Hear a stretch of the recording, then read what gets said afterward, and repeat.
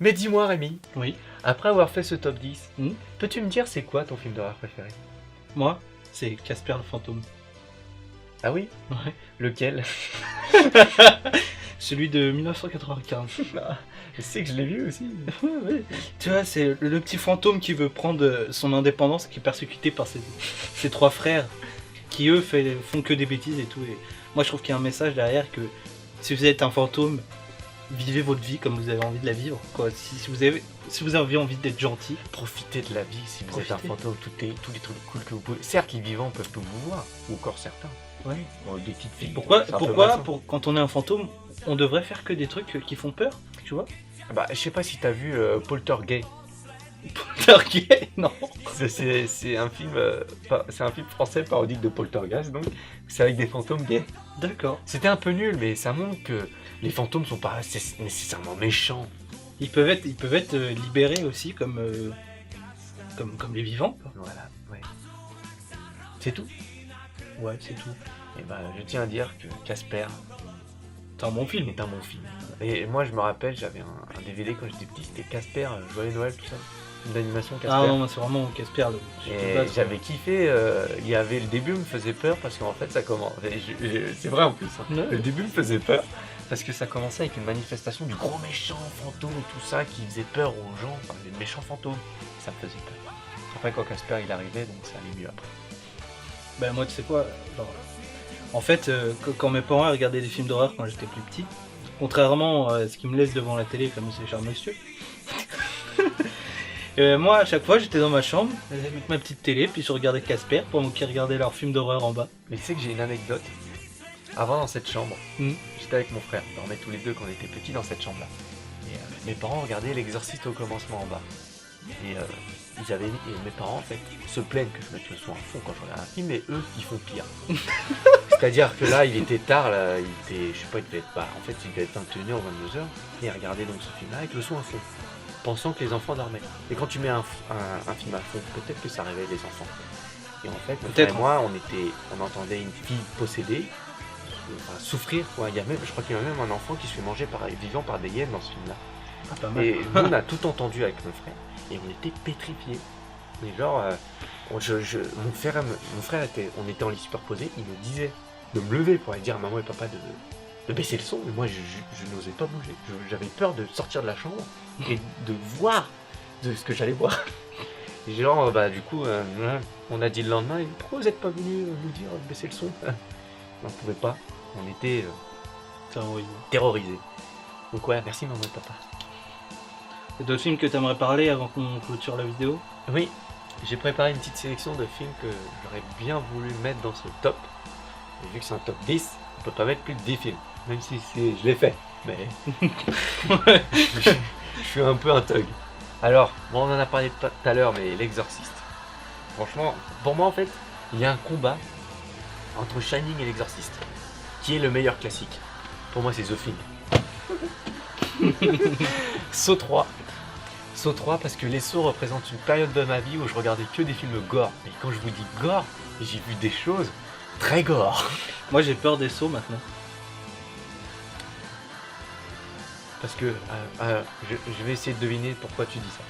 T'étais une fois à la plage et t'avais fait un saut de sable, tu vois. Et il y a quelqu'un qui est venu. Il a pris le saut de sable. Il te l'a vidé sur toi. Et depuis t'as peur des sauts. Ouais, je pleure. C'est ça? Ouais. Oh, je suis trop fort. J'avais fait un beau château et tout. Voilà, et je pense que le 3 c'est le plus gore des 8. 8, ouais. Ne regardez pas le 8, c'est de la merde. Sauce huître. The Witch, qu'on a vu tous les deux et qu'on a un avis très différent. C'est vrai. C'est vrai, on pourrait faire limite une vidéo consacrée à ce film-là. Un débat sur The Witch. En une phrase, moi je trouve que c'est un des sommets, comme tu dis, d'épouvante. C'est vraiment un film d'ambiance. C'est pas un film, faut pas le regarder. C'est vraiment un film qui te met dans une ambiance. T'en as pas forcément peur, mais il te met dans une ambiance. En fait, c'est l'ambiance qui est pesante et c'est pas tellement. En fait, Enfin, c'est de l'horreur, mais je m'attendais à avoir peur et sentir une pression plus importante. Après, il y a quand même le côté oppressant de la forêt et tout. Et je pense c'est qu'il bien réalisé, mais. qu'il a été déçu par ma faute parce que j'avais survendu le film. Ouais, je crois. Parce que quand je l'ai vu au cinéma, j'étais vraiment. Mais par contre, j'avais flippé au cinéma, je vous le dis tout de suite, avec la scène du début, la musique avec la sorcière. Enfin, l'ambiance m'avait vraiment accroché au siège. Donc, ensuite, Shaun of the Dead. Mon film de zombie préféré. Parce que j'adore Edgar Wright et j'adore Simon Pegg et Nick Frost. Pour moi, c'est les mecs les plus drôles du ciné. C'est juste, regardez, Simon Pegg, Nick Frost, voilà. C'est nous. J'adore. En version française. Le projet Blair Witch. Pour moi, le meilleur fan footage.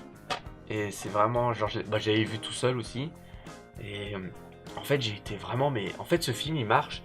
Soit t'es pris dedans, soit t'es pas pris dedans. En fait, je pense que ce film marche si t'arrives à imaginer ce qui se passe autour des personnages, en fait. Si t'arrives, en fait, si t'es pris par l'histoire. Et moi, j'ai été pris, et ça m'avait terrifié, quoi. En plus, j'avais un 5.1 déjà à l'époque. Ça m'avait, j'entendais les bruits de pas ou tout ça. Ah, Eden Lake. C'est un des premiers films d'horreur aussi que j'ai vu. Et voilà, c'est pour ça qu'il est là. Mais sinon, la fin est bien. Ouais, en Je fait, vous le conseille parce que c'est l'avant Michael Fassbender, Superstar et tout ça. C'est vraiment les débuts de Michael Fassbender et tout ça. Par les producteurs des Idesson, donc c'est entre de bonnes mains.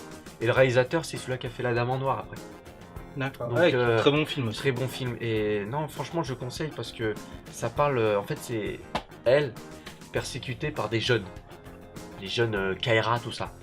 Et en fait, oui, ça donne une autre image de l'Angleterre. Voilà. Bref. Je vous conseille ce film aussi, vraiment cool.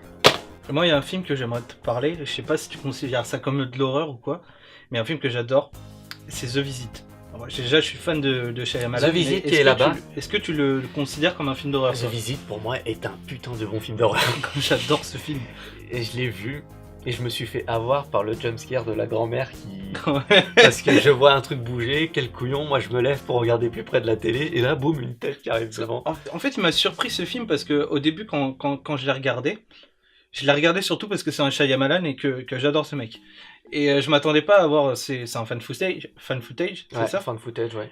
Et je pensais avoir des plans genre plus travaillés, des trucs un peu plus réfléchis et jolis. Et en fait, tu te prends au jeu au fait que ça soit filmé toujours de façon... Enfin, c'est pas amateur parce que c'est ce que veut montrer Shyamalan. Mais c'est... je sais pas, faut le voir. Mais en gros, on rentre vachement dans le film et je trouve que tu prends vachement la place du personnage. Ouais. Et c'est... moi, j'adore ce film en tout cas. Et pour les fan footage, en fait, Shyamalan, il a fait ce film au bon moment parce que déjà, il était dans une phase un peu... genre, tout le monde disait que c'était, ça y est, il était au fond du trou, tout ça. Et puis, il a sorti ce film-là.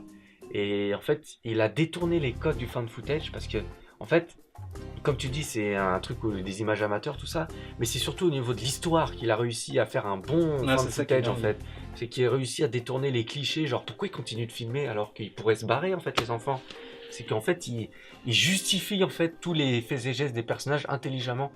Et puis le retournement final qu'on dira pas, mais genre le petit truc de Shyamalan, quand c'est à internet, tu fais oh putain.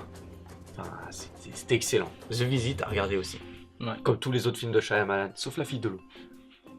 J'ai pas vu. Ouais, même Le Dernier Maître de l'air, c'est. Oh, même en fait, bref, les films de Shyamalan, c'est Incassable, Sixième Sens, Signe, Split, The Visit. Phénomène, The Village et Phénomène sont cool, les autres sont... Bon bref, on fera peut-être une vidéo sur Shyamalan, c'est cool. Voilà, donc c'est fini pour ce top 10 des films d'horreur. J'espère que vous allez en regarder après cette vidéo, ça me ferait très plaisir, s'il vous plaît.